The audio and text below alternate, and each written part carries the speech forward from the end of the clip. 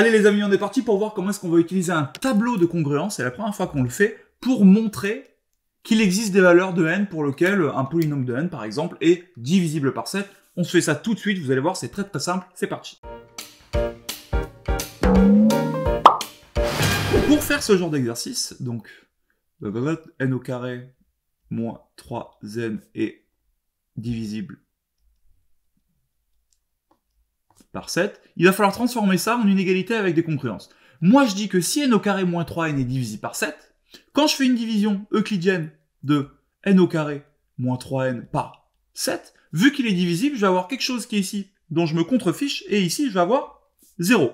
Autrement dit, ce que je sais, c'est que le reste dans la division de n au carré moins 3n par 7 est égal à 0. Autrement dit de manière beaucoup plus simple, n au carré moins 3n est congru à 0 modulo 7. Eh ben, nous, pour trouver les valeurs de n, vu qu'on a un petit chiffre ici, on va dire, bon, ben finalement, n, quand je le divise par 7, il n'y a que 7 résultats possibles. 0, 1, 2, 3, 4, 5 ou 6. En fonction des résultats de la division de n par 7, j'en déduirai les résultats de la division de n au carré moins 3n par 7. Donc, je me prépare à faire mon petit tableau. Je dis, bon, finalement, n, il a 6 restes possibles, donc 0, 1, 2, 3, 4, 5 et 6. Et n au carré moins 3n, que moi, bon non, on va le faire comme ça, allez, on va faire directement n au carré moins 3n. Qu'est-ce qu'il y a comme reste? Si n est congru à 0, d'après les résultats qu'on vous a mis dans la fiche en bas à gauche, n au carré est aussi congru à 0. En effet, si j'ai n qui est congru à 0 modulo 7, excusez-moi, j'ai mis un carré. Donc si j'ai n qui est congru à 0 modulo 7, alors si je mets tout au carré, ça marche aussi. Donc n au carré est congru à 0 au carré modulo 7. J'ai moins, si j'ai n qui est congru à 0 modulo 7, j'ai moins 3n qui est congru à moins 3 fois 0 modulo 7.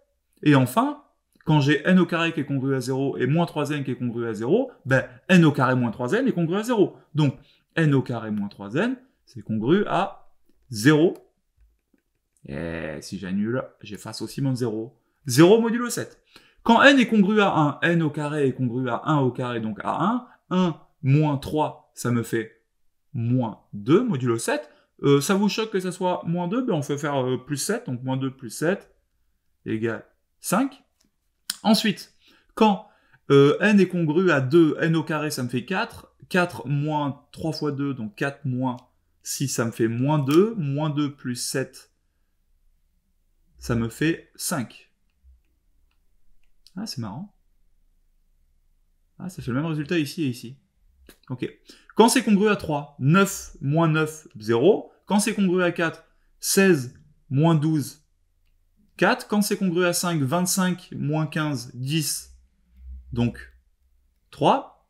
Et enfin, quand ça fait 6, 36 moins 18, ça fait 18. Donc, ça fait 4. Donc, à la question, quelles sont les valeurs de n qui permettent d'avoir n au carré moins 3n congru à 0, c'est-à-dire divisible par 7, il y a deux valeurs de n qui sont n égale 0 et n égale 3. Réponse: les valeurs de n qui nous permettent n au carré moins 3n divisible par 7, c'est les valeurs de n qui sont congrues à 0 ou les valeurs de n qui sont congrues à 3 modulo 7. Et on a nos deux réponses. Attention, ça fait une infinité de nombres. Genre, tous les multiples de 7, ça marche. Prenons par exemple, je sais pas, 7. Si je fais 7 au carré moins 3 fois 7, ça me fait 7 fois 7, 49. Moins 3 fois 7, 21. 49 moins 21, ça fait 28. Et 28, c'est 7 fois 4. Donc c'est bien divisible par 7. Et ça marcherait avec tous les autres trucs qu'on essaierait. On essaie avec 10. Allez, on essaie avec 10 si on est des fous. 10, c'est bien congru à 3 modulo 7. 10 au carré, ça fait 100 moins 3 fois 10, ça me fait 70. Autrement dit, 7 fois 10. Donc c'est bien divisé par 7. Et il y a un petit plaisir à les tester comme ça parce qu'on y arrive avec tous. On vous a mis plein d'exercices en dessous, vous allez voir, c'est que du plaisir. À vous de jouer, vous êtes des petits champions.